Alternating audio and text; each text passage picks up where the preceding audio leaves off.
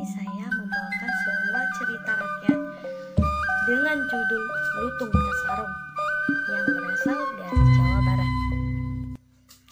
Dahulu kala, hiduplah seorang raja bernama Prabu Tapa Agung.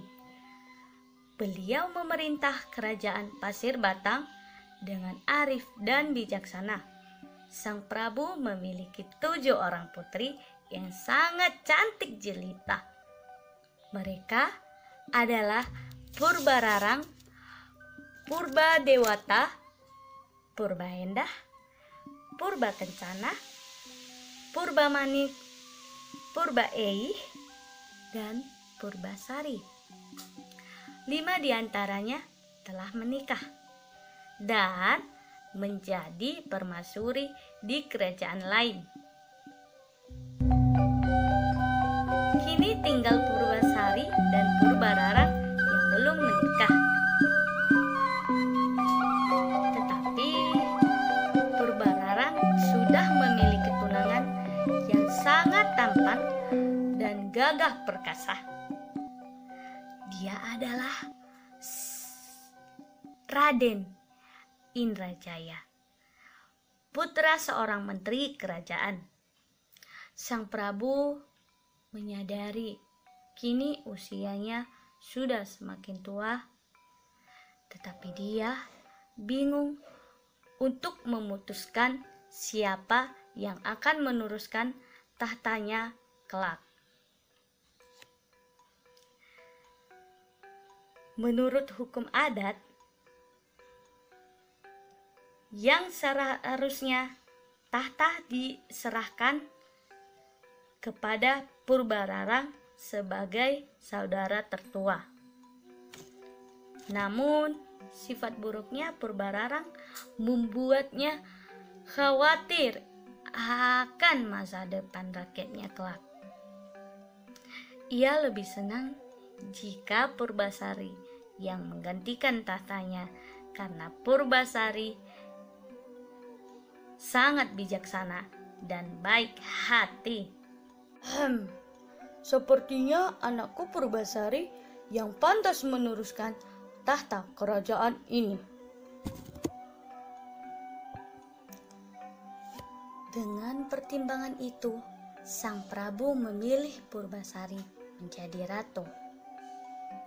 Purbararang tidak setuju dengan keputusan ayahnya karena dia merasa bahwa dirinya lebih berhak atas tahta itu. Kemudian Purbararang menceritakan hal tersebut kepada Indrajaya dan muncullah akal licik mereka untuk menyingkirkan Purbasari. Ini tidak bisa dibiarkan. Seharusnya aku yang berhak menjadi ratu.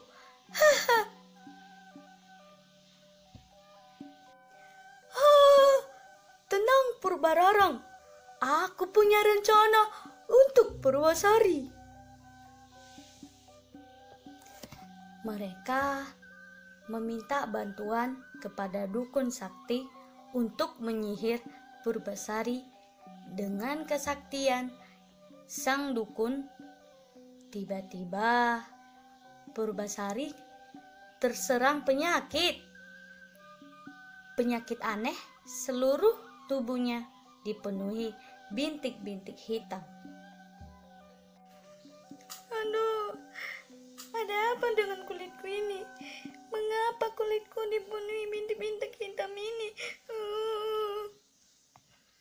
Tak seorang tabib pun berhasil menyembuhkannya. Kesempatan ini tentu tidak disia-siakan oleh Purbararang. Ia segera menghasut ayahnya agar Purbasari diusir atau diasingkan. Ayah, Nanda rasa sebaiknya kita harus mengasingkan Purbasari ke suatu tempat.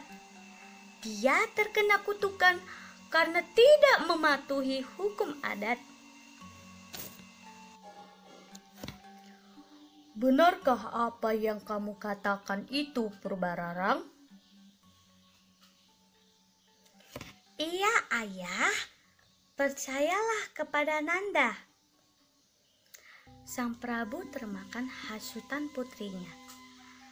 Ia memerintahkan patinya untuk membuang Purbasari. Sejak saat itu, Purbasari tinggal seorang diri di sebuah pondok kecil di tengah hutan.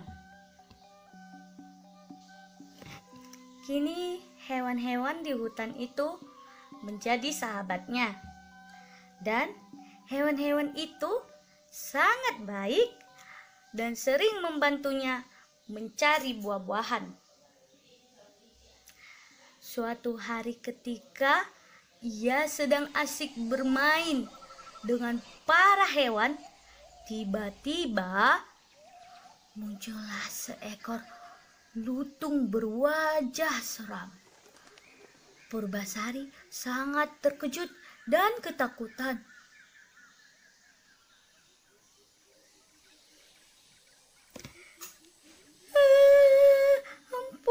Ampun lutung, tolong jangan sakiti aku. Jangan takut, aku tidak menyakitimu. Aku Guru Mida, putra Sunat Ambu dari Khayangan. Aku melakukan kesalahan hingga dibuang ke bumi dengan wujud seperti ini, dan aku tersesat di hutan ini. Mendengar jawaban lutung, Purbasari kini menjadi tenang. Ia juga memperkenalkan diri dan menceritakan asal-usulnya. Akhirnya, mereka pun berteman. Sejak saat itu, Purbasari memanggil si lutung dengan sebutan Lutung Kasarung, yang artinya lutung yang kesasar. Kemanapun Purbasari pergi, Lutung Kasarung selalu menemaninya. Purbasari sangat senang mendapat sahabat yang baik seperti Lutung Kasarung. Pada suatu malam, bulan purnama, Lutung Kasarung bersemedi memohon kepada Yang Maha Kuasa untuk menyembuhkan penyakit Purbasari. Permintaannya pun dikabulkan. Tanah di sekitarnya berubah menjadi telaga kecil. Air telaga itu mengandung obat kulit yang sangat manjur. Ketika pagi tiba, ia mengajak Purbasari untuk mandi di telaga itu. Keajaiban pun terjadi. Penyakit Purbasari sembuh. Bintik-bintik hitam di kulitnya telah hilang. Kini ia pun menjadi cantik kembali. Wah, terima kasih Tuhan. Penyakitku yang ada di kulitku telah hilang. Aku sudah sembuh. Hore! Purbasari sangat senang dan gembira melihat bintik-bintik hitam di kulitnya hilang.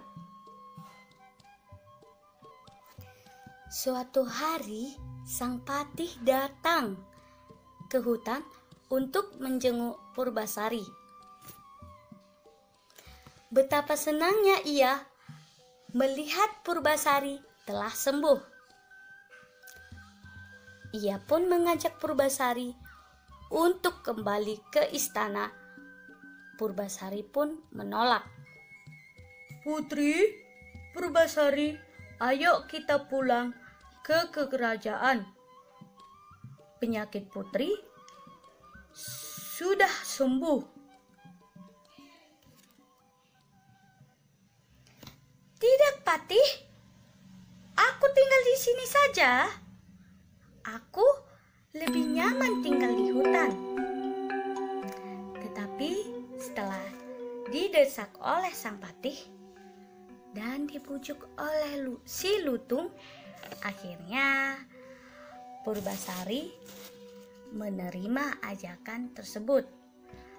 Baiklah patih, kalau begitu aku mau pulang ke kerajaan.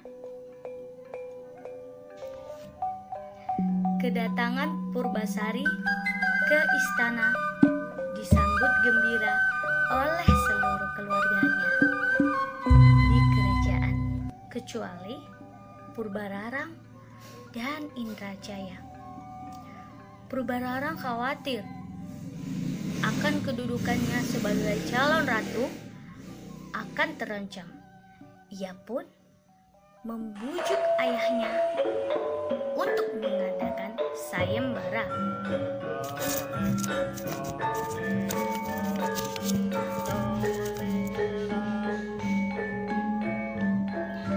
Ayah,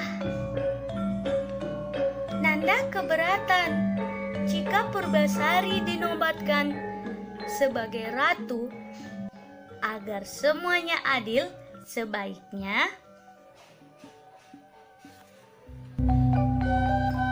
diadakan sayembara. Pemenangnya berhak menerima tahta kerajaan, sedangkan yang kalah akan dihukum pancu.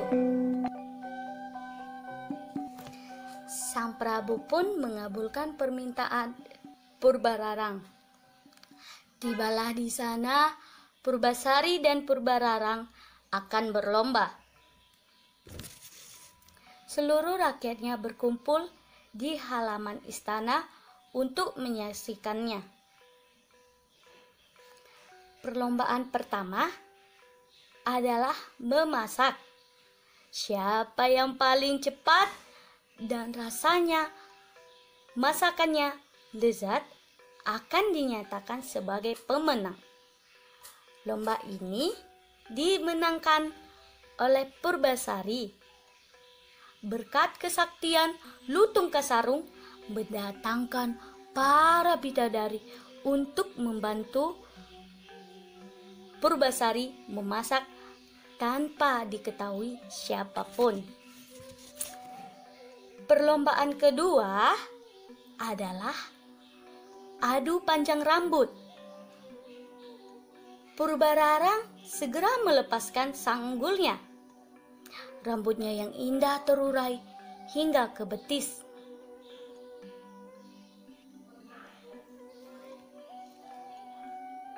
Awas ya Purbasari, untuk lomba kali ini pasti aku yang menang. Purbasari merasa tidak percaya diri karena rambutnya hanya sebatas punggung. Dengan kesaktiannya, Lutung memanggil para bidadari untuk menyambung rambut Purbasari. Tanpa ragu, Purbasari melepaskan sanggulnya. Rambutnya yang halus pun terurai hingga ke tumit. Perlombaan ini pun dimenangkan oleh Purbasari. Perlombaan ketiga adalah adu ketampanan calon suami.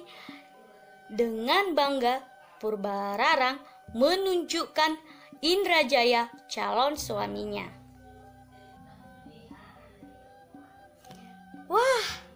Wah, lihat tampan sekali dia, ya. Wah, semua orang pasti senang melihatnya.